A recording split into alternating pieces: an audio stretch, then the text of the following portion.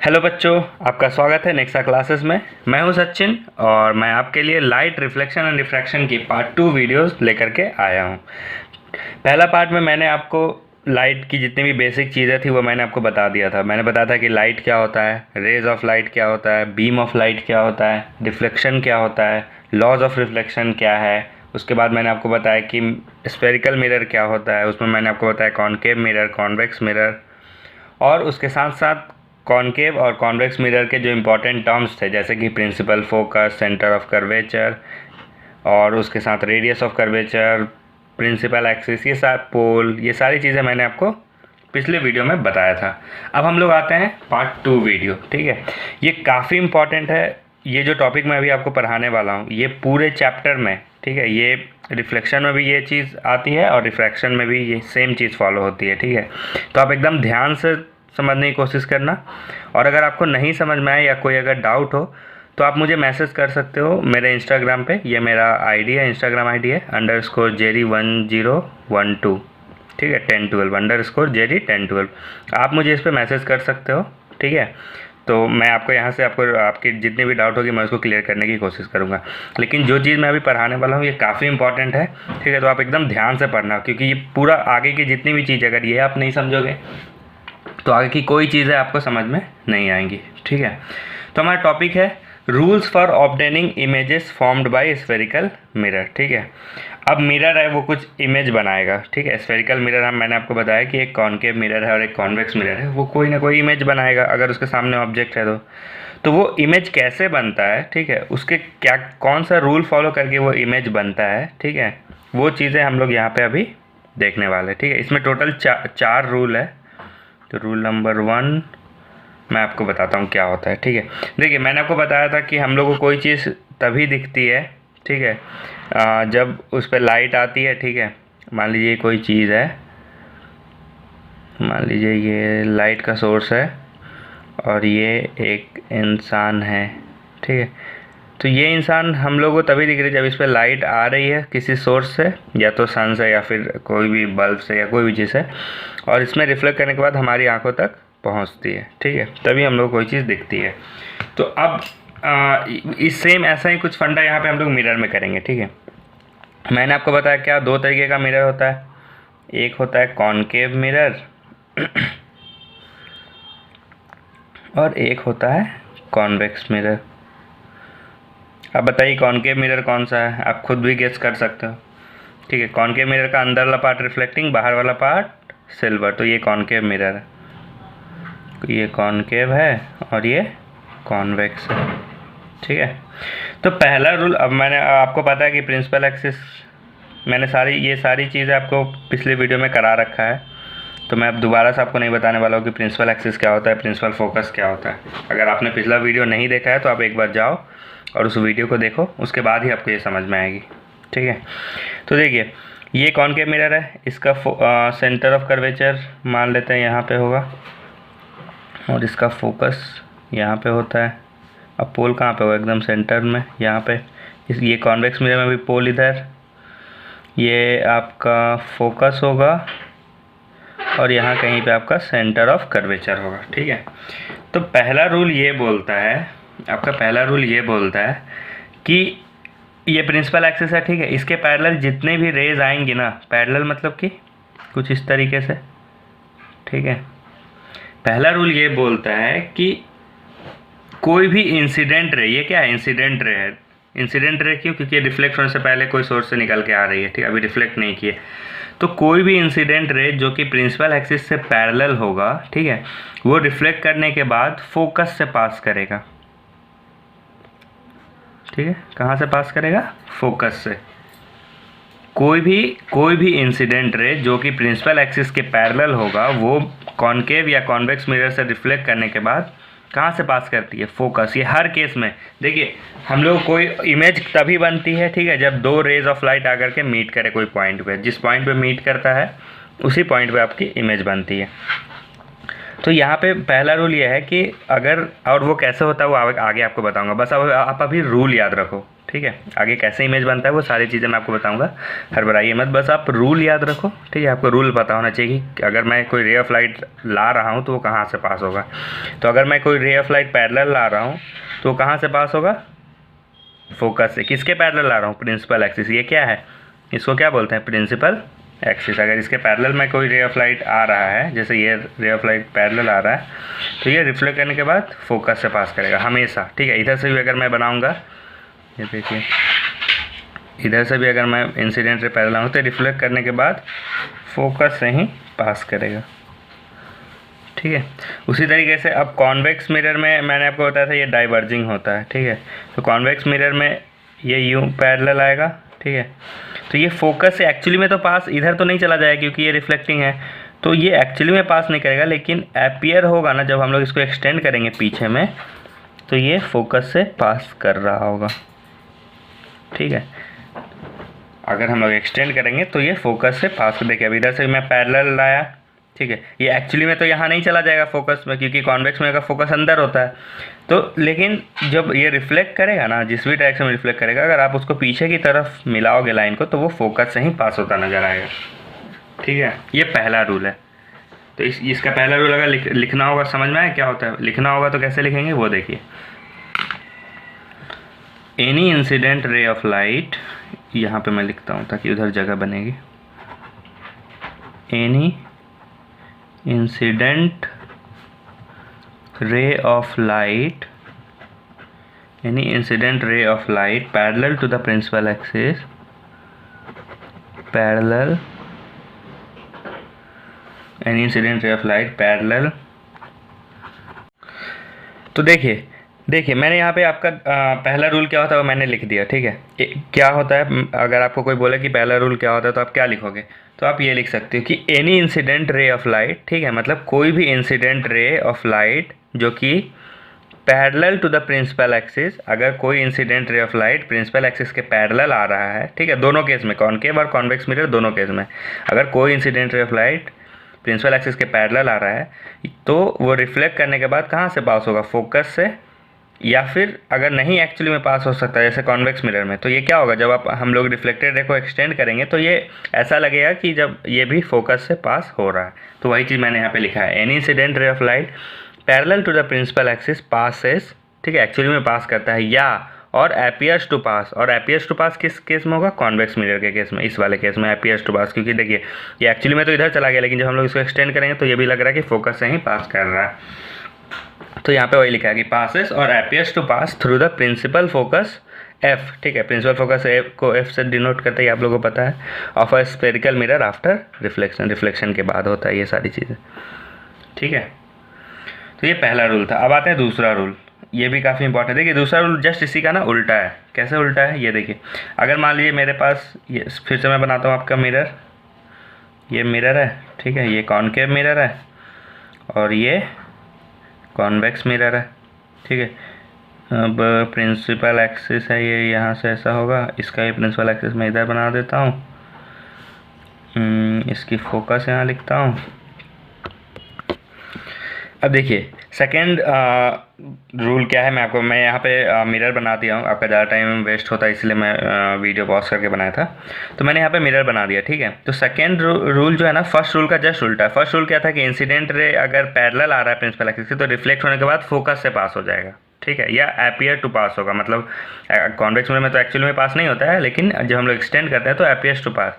तो second rule जन्ना just इसका उल्टा होता है। क्या उल्टा होता है ये देखिए, कि अगर कोई रे ऑफ लाइट जो है वो फोकस से पास होते हुए आ रहा है ना, देखिए ये रे ऑफ लाइट है, ये आ रहा है इधर, कहाँ से पास होते हुए आ रहा है, फोकस से, तो रिफ्लेक्ट होने के बाद ना ये प्रिंसिपल एक्सिस के पैरेलल हो जाएगा। ये यूँ रिफ्लेक्ट होने के बाद प्रिंसिपल एक्सिस के क्या हो जाएगा, पैरेलल। तो देखिए इसमें पैरेलल आ रहा था तो रिफ्लेक्ट होने के बाद फोकस से पास हो रहा था, इसमें इंसिडेंट रे ही फोकस से पास होकर के आ रहा था, तो जब रिफ्लेक्ट किया तो क्या हो गया, पैरेलल हो गया, ठीक है। काफ़ी जी एकदम ध्यान से याद रखना। इसमें भी सेम उसी तरीके से ये देखिए ये फोकस है, तो हम लोग ऐसे देख सकते हैं, ये मान लीजिए इंसिडेंट रे इधर कहीं से आपकी आ रही है ऐसे, तो देखिए ये जब हम लोग इसको एक्सटेंड करेंगे तो क्या फोकस से पास होकर क्या आ रही है, इसका मतलब ये है, ठीक है। तो ये रिफ्लेक्ट करने के बाद क्या हो जाएगी, इसके पैरेलल हो जाएगी, तो सेकेंड रूल यही है कि अगर फोकस से पास होते हुए कोई भी इंसिडेंट रे आ रहा है तो रिफ्लेक्ट करने के बाद क्या हो जाएगा, प्रिंसिपल एक्सिस क्या है, ये इसको बोलते हैं। ये सब आपको पता होना चाहिए, पिछला वीडियो मैंने आपको बताया। अगर नहीं आता आपको तो आप पीछे जा कर के एक बार पढ़ोगे, तभी आपको ये वाला वीडियो आपको काम में आएगा। इसलिए मैंने बोला था कि पहले आप जितने भी चीज़ें मैंने फर्स्ट पार्ट में पढ़ाया उसको आप अच्छे से कर लेना, उसके बाद यहाँ पे आना। तो देखो दूसरा रूल ये बोलता है कि फोकस से पास होता हुआ कोई इंसिडेंट आएगा तो रिफ्लेक्ट होने के बाद क्या हो जाएगा, पैरेलल हो जाएगा प्रिंसिपल एक्सिस के। ठीक है, सेम यहाँ पे एक्चुअली में तो पास होता है क्योंकि ये तो मिरर के इधर है, लेकिन उसी लाइन में अगर आ रहा होगा, देखिए जब एक्सटेंड करने पे क्या है, फोकस से ही पास हो रहा है, तो इसमें भी रिफ्लेक्ट करने के बाद ये पैरेलल ही चला गया। तो इसका भी सेकेंड पार्ट अगर आप नोट्स के लिए लिखा तो मैं लिख देता हूँ। ठीक है, इसमें क्या लिखेंगे कि एनी,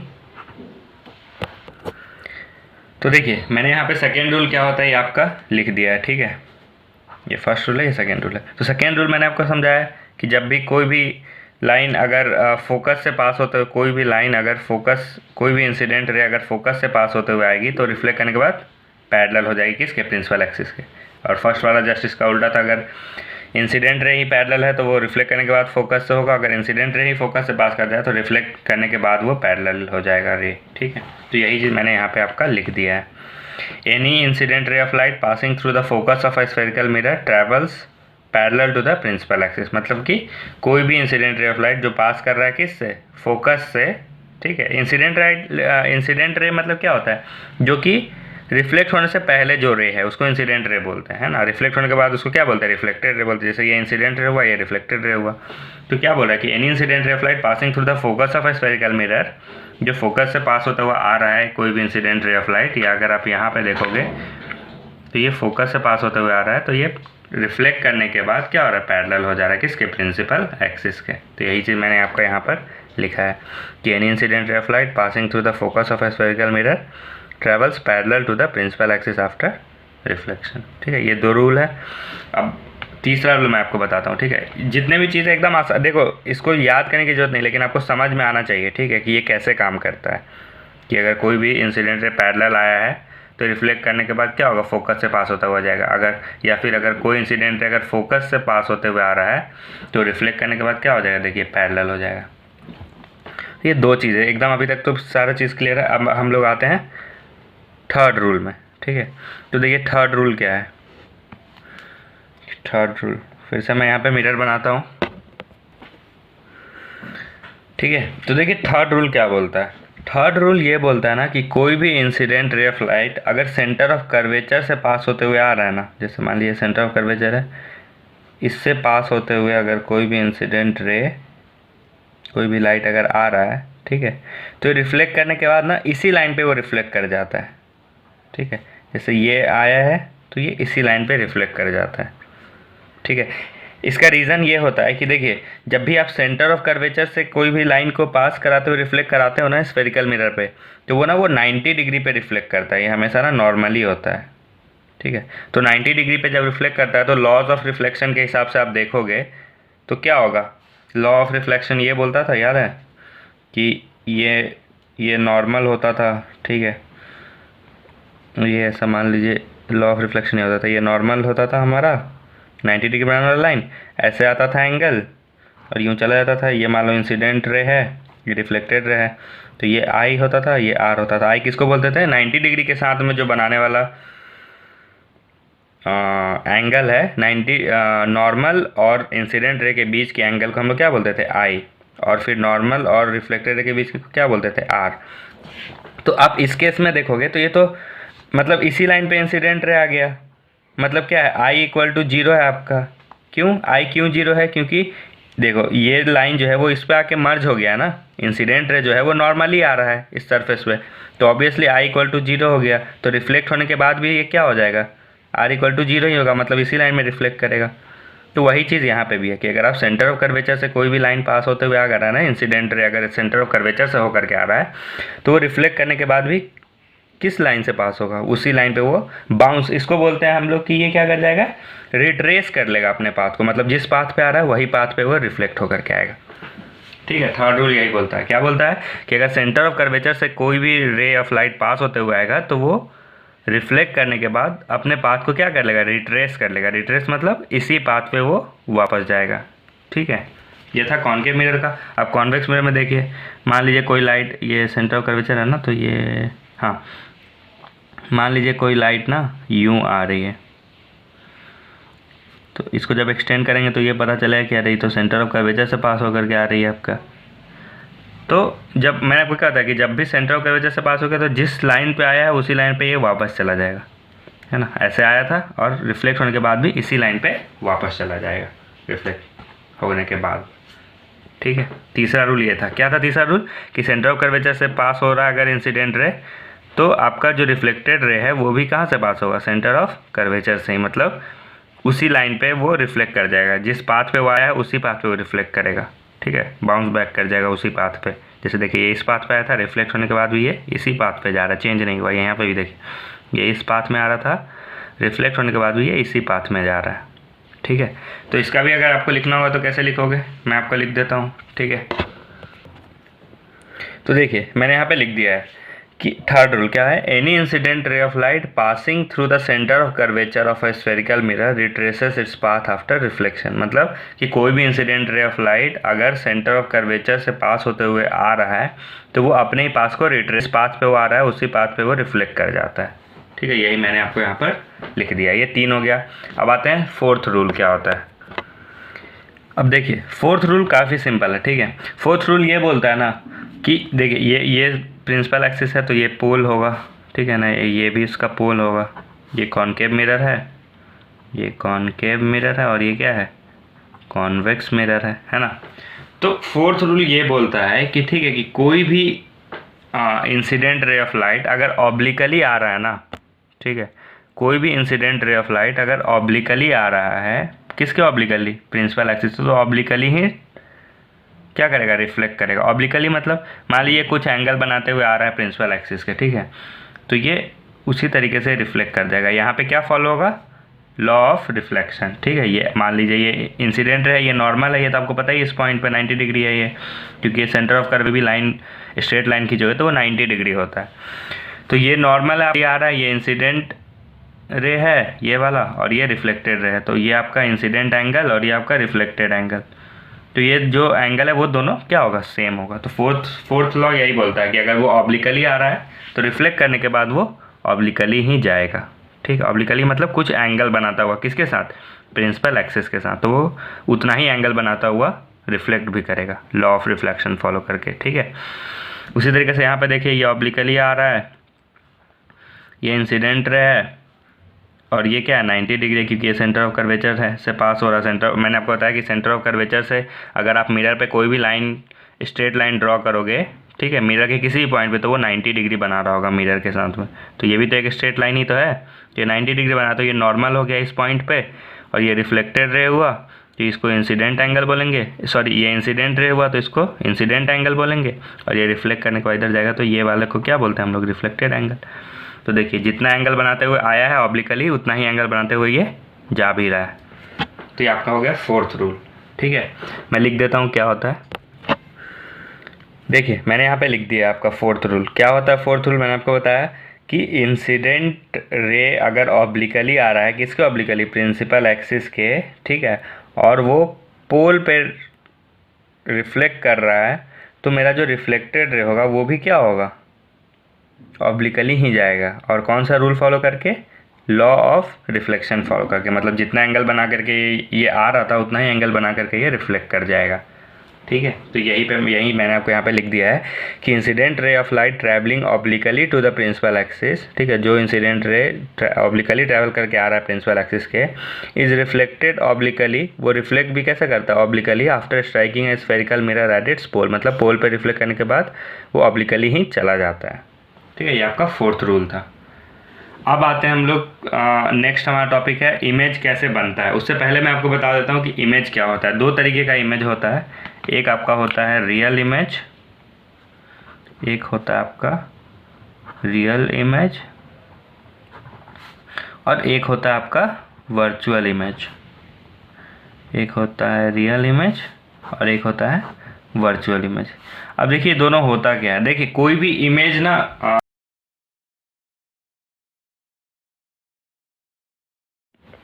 देखिए हमारा नेक्स्ट टॉपिक है रियल इमेज और वर्चुअल इमेज। देखिए इमेज कब बनता है, इमेज बनने के लिए ना एक ही कंडीशन है, क्या है कि दो रे ऑफ लाइट ना किसी एक पॉइंट पे मीट करना चाहिए रिफ्लेक्ट होने के बाद।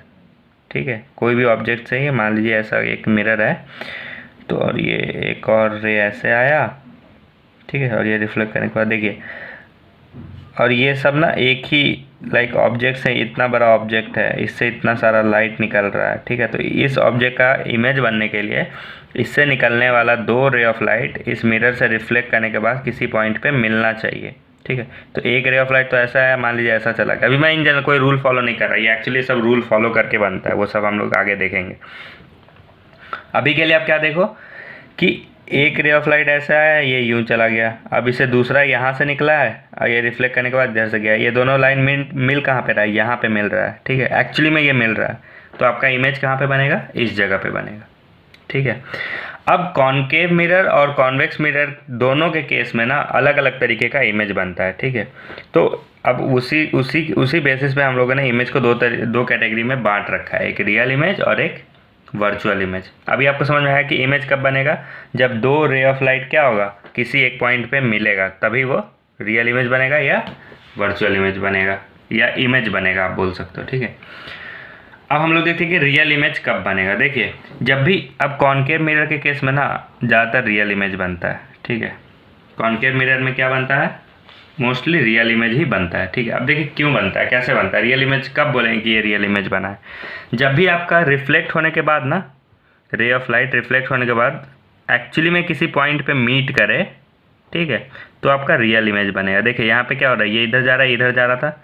ठीक है, एक्चुअली में ये रे इधर आ रहा था, फिर यहाँ से ये इंसिडेंट रे ऐसे आ रहा था, फिर ये रिफ्लेक्ट करने के बाद एक्चुअली में इधर से जा रहा था, तो ये दोनों इस पॉइंट पे मिले थे, तो यही पॉइंट पे आपका क्या बनेगा, इस ऑब्जेक्ट का इमेज बनेगा। ठीक है, अब वर्चुअल इमेज कब बनेगा, अब ये देखिए वर्चुअल इमेज ना कॉन्वेक्स मिरर के केस में बनता है। वर्चुअल इमेज किस केस में बनता है, कॉन्वेक्स मिरर के केस में। ठीक है, तो देखिए वर्चुअल इमेज मोस्टली मतलब देखिए कॉन्वेक्स मिरर जो है उसका सारा चीज़, मतलब आपका सेंटर ऑफ कर्वेचर, फोकस, ये सब चीज़ कहाँ पे होगा, पीछे में ही होगा, मतलब राइट साइड में होता है ना। तो कॉन्वेक्स मिरर के केस में ना आपका हमेशा ही क्या बनेगा, वर्चुअल इमेज बनेगा। अब क्या होता है वर्चुअल इमेज, वो पहले देखते हैं। तो देखिए वर्चुअल इमेज में ना, अब मैंने आपको बताया कि इमेज बनने के लिए दो रे मिलना चाहिए, लेकिन देखिए अब ये तो कॉन्वेक्स मिरर है, तो ये रिफ्लेक्ट ऐसे गया और ये क्या कर जाता है, डाइवर्ज कर जाता है, वो रूल को फॉलो करते हुए, जो 4 रूल मैंने आपको बताया है। तो ये देखिए ये इधर से आया, ये इधर चला गया, एक लाइट ऐसा आया, इधर चला, ये कभी मिलेगा क्या एक्चुअली में, ये रे इधर जा रहा है, ये रे इधर जा रहा है, एक्चुअली में तो नहीं मिल रहा है। लेकिन जब हम लोग इसको एक्सटेंड करेंगे पीछे की तरफ, तो देखिए इसको एक्सटेंड करेंगे, देखिए ये लाइन यहाँ पे आया इस वाला रिफ्लेक्टेड रे को, तो ये रे यूँ फोकस से पास होता है, ये ऑब्लिकली आया है, तो इसको एक्सटेंड करेंगे तो ये कुछ ऐसा जाएगा। तो देखिए किसी इस पॉइंट पे ये क्रॉस कर गया, ये एक्चुअली में क्रॉस नहीं किया, देखिए एक्चुअली में तो ये रे इधर जा रहा है और ये रे इधर जा रहा है, लेकिन जब हम लोग इसको एक्सटेंड किए तो अपीयर हो रहा है कि हाँ भाई ये कहीं पे जा करके मिलेगा। तो जिस पॉइंट पे मिलेगा उस पॉइंट को हम लोग क्या बोलते हैं, उसी जगह पे हमारा क्या बनेगा, वर्चुअल इमेज बनेगा। ठीक है, तो वर्चुअल रे ऑफ लाइट एक्चुअली नहीं मीट करता है, लेकिन जब हम लोग लाइन को पीछे की तरफ खींचेंगे ना तो वो लगे, तो जहाँ पे भी मिलेगा वहाँ पे क्या बनेगा, इमेज बनेगा। दो रे जहाँ पे भी मिलेगा वहाँ पे आपका इमेज बन जाएगा। लेकिन रियल इमेज में क्या होता है कि रिफ्लेक्ट करने के बाद वो एक्चुअली में मिलता है। ठीक है ना, देखिए ये रिफ्लेक्ट किया, ये रे इधर आ रहा है, हाँ भाई यहाँ पे आ रहा है, फिर ये रिफ्लेक्ट इधर इंसिडेंट आया, ये रिफ्लेक्ट करके यहाँ जा रहा है, अरे ये तो एक्चुअली में मिल गया, तो एक्चुअली में मिला तो क्या बन गया, रियल इमेज। लेकिन यहाँ पे देखिए इधर जा रहा है, इधर जा रहा है, लेकिन जब हम लोग पीछे की तरफ खींचेंगे तो क्या हो रहा है, यहाँ पे मिलता हुआ नजर आ रहा है। तो ये एक्चुअली में नहीं मिल रहा है, लेकिन अपीयर हो रहा है कि हाँ जब हम लोग पीछे की तरफ लाइन खींचेंगे तो वो मिलेगा कहीं पर। तो इसके इस यहाँ पे जब भी अब दो रे तो मिल रहा है, तो इस वाले केस को हम लोग क्या बोलते हैं, वर्चुअल इमेज बोलते हैं। अब लिखना होगा कि इन दोनों का डिफिनेशन, तो क्या लिखेंगे, मैं लिख देता हूँ आपके लिए, उसके बाद आपको फिर से एक बार बताऊँगा। तो देखिए मैंने यहाँ पे दोनों डेफिनेशंस आपके लिख दिए हैं। तो रियल इमेज के केस में क्या होता है, जो मैंने आपको बताया वही चीज़ मैंने यहाँ पे लिखा है कि जब भी when a beam of light actually meets at a point after reflection, देखिए रिफ्लेक्शन के बाद का चीज़ है ये। ठीक है, when a beam of light, देखिए जो भी लाइट है, ठीक है, जब वो एक्चुअली में मीट करेगा रिफ्लेक्ट करने के बाद किसी पॉइंट पे, देखिए ये क्या हो रहा है, इधर से गया है, रिफ्लेक्ट करने के बाद इधर आ रहा था, फिर एक और रे इधर जा रहा था, इधर से आने के बाद ये ऐसे जा रहा था, तो किसी एक पॉइंट पे ये मीट किया है, ठीक है। तो एक्चुअली में ये मीट किया है, तो इसको क्या बोलेंगे, रियल इमेज। वही मैंने यहाँ पे आपका लिख दिया है कि when a beam of light actually meets at a point after reflection then the image formed at that point is real. उस पॉइंट पे जो इमेज बन रहा है वो क्या होगा, रियल होगा, जब वो एक्चुअली मीट कर रहा होगा। अब आते हैं वर्चुअल इमेज में। देखिए वर्चुअल इमेज में मैंने आपको बताया कि ये एक्चुअली में मीट नहीं करता, लेकिन एपियर्स मतलब लगता है कि मिलेगा कहीं पे जाके मीट करेगा, ठीक है। तो इसमें क्या होता है, इसमें मैंने आपका लिखा है कि when a beam of light from an object, कोई भी ऑब्जेक्ट से जब बीम ऑफ लाइट, बहुत सारा लाइट जो निकल रहा है, ठीक है, वो एक्चुअली में मीट नहीं करेगा। एक्चुअली में तो ये इधर जा रहा है और ये इधर आ रहा है। From an object does not meet at a point but appears to diverge from it after reflection. लेकिन देखिए इस पॉइंट से ये लग रहा है ना कि ये डाइवर मतलब मैंने आपको बताया था कि किसी एक पॉइंट से जब लगे कि रे निकल रहा, तो देखिए इसका डायरेक्शन इधर है और इसका डायरेक्शन इधर है, तो एक्चुअली में क्या कर रहा है, एक पॉइंट से लग रहा है कि ये निकल रहा है, ठीक है। तो उसी पॉइंट पे जब इमेज, अब देखिए दो रे तो मिला है, तो जब मिल गया तो क्या बन गया, इमेज बन गया। अब इमेज बना तो उसको क्या बोलेंगे, वर्चुअल इमेज, क्योंकि एक्चुअली में ये इमेज मीट नहीं किया है, लेकिन जब हम लोग लाइन पीछे की तरफ खींच रहे हैं तो लग रहा है कि अरे हाँ ये तो एक पॉइंट पे जाके मीट कर रहा है, ठीक है। तो यही चीज़ मैंने यहाँ पे आपका लिख दिया कि when a beam of light from an object does not meet at a point, actually में नहीं मीट कर रहा but appears to diverge from it, ठीक है। अब डाइवर्स कैसे बोलते हैं, बट appears टू मीट, ठीक है, बट appears टू डाइवर्स और meet from it after reflection के बाद then the image formed of that object is known as. तो जब दो appear करेगा मीट होते हुए, तो जो इमेज बनेगा वो क्या होगा, उस इमेज को हम लोग क्या बोलेंगे, वर्चुअल इमेज। मैंने यहाँ पे आपका डेफिनेशन लिख दिया। देखिए मैं आपको सारी नोट्स साथ साथ में दे रहा हूँ, तो आप, ठीक है। अब एक और चीज़ देखिए, अब जैसे मैंने इमेज आपको बनाया है, ठीक है, ये क्या है, रियल इमेज बन रहा है। तो रियल इमेज ना हमेशा जो ऑब्जेक्ट होता है उसका उल्टा बनता है, ठीक है, मतलब ये हमेशा इसका उल्टा होता है। तो आप बोल सकते हो कि real image it is always inverted, मतलब ये उल्टा होता है। देखिए ऑब्जेक्ट इस तरीके से है ना, आदमी ऐसा है, यहाँ पे देखिए उल्टा इमेज बना है, ठीक है। तो रियल इमेज हमेशा क्या होगा, इन्वर्टेड होगा। और इसी तरीके से आप वर्चुअल इमेज देखोगे तो देखिए आदमी ऐसा खड़ा है, ठीक है, और ये आप जब लाइन को पीछे खींचोगे तो जिस पॉइंट पे मिल रहा है उस पॉइंट पे ये स्ट्रेट मिल रहा है, इस प्रिंसिपल एक्सिस मिल रहा है ना। तो ये ऑब्जेक्ट क्या है, ये भी जैसा ऑब्जेक्ट है वैसा ही आपका इमेज भी है, ठीक है। तो आप बोल सकते हो कि वर्चुअल इमेज इज़ ऑलवेज क्या होता है, इरेक्ट मतलब खड़ा होता है, मतलब जैसा ऑब्जेक्ट है उसी तरीके का इमेज होता है। हाँ भले ही वो छोटा होता है, छोटा बड़ा होता है, वो हम लोग आगे पढ़ेंगे, लेकिन अभी आप समझो कि ये वर्चुअल इमेज हमेशा इरेक्ट होगा, खड़ा होगा, ठीक है, और रियल इमेज हमेशा उल्टा होगा। एक और चीज़ अब बताइए, देखिए ये जो रियल इमेज है हमारा वो मिरर के इस तरफ बन रहा है, तो अगर यहाँ पे हम कोई स्क्रीन रखेंगे तो हम लोग वहाँ पे इस इमेज को देख सकते हैं ना, है ना, तो वो एक्चुअली में हम लोग को दिखेगा। लेकिन क्या, देखिए अब मिरर के अंदर तो आप स्क्रीन, देखिए कॉन्वेक्स मिरर में क्या होता है, जहाँ पे वर्चुअल इमेज बनता है उस केस में आपका ऑब्जेक्ट जो है वो एक्चुअली में तो रे ऑफ लाइट मीट नहीं कर रहा है, वो appears टू मीट हो रहा है। और आप मिरर के इस तरफ तो इमेज रख के नहीं, स्क्रीन नहीं ना रख सकते हो, क्योंकि इमेज इस तरफ बन रहा है। तो यहाँ पे देखिए कि हम लोग जो रियल इमेज है उसको क्या, स्क्रीन पे अगर हम लोग यहाँ पे, क्योंकि मिरर के सामने हम लोग आसानी से कोई स्क्रीन रख सकते हो, तो यहाँ पे कोई स्क्रीन रखेंगे तो इमेज हम लोग को आसानी से दिख जाएगा। तो हम लोग बोल सकते हैं कि real image can be obtain, it can be obtained on screen. ये हम लोग स्क्रीन पे आसानी से ऑब्टेन कर सकते हैं, ठीक है। हम लोग आसानी से स्क्रीन लगाएंगे तो ये इमेज दिख जाएगा। लेकिन वर्चुअल इमेज जो है वो कभी भी स्क्रीन पे नहीं दिख सकता, क्योंकि देखिए स्क्रीन तो आप इधर ही रख सकते हो, मिरर के अंदर घुस के तो स्क्रीन नहीं रखोगे, है ना। तो और इस तरफ स्क्रीन रखने से कभी भी ये आपका इमेज बनाएगा, नहीं बनेगा, ठीक है। तो वर्चुअल इमेज जो है it can not be obtained on screen, इसको स्क्रीन पे कभी भी हम लोग ऑब्टेन नहीं कर सकते, ठीक है। और तीसरा पॉइंट यही है कि देखिए जितने भी चीज़ मैंने यहाँ पे बताया ना, इसी चीज़ों को मैं यहाँ पे लिख रहा हूँ, ये आपका डिफ्रेंशिएट हो गया, ये रियल इमेज का, ये वर्चुअल इमेज का।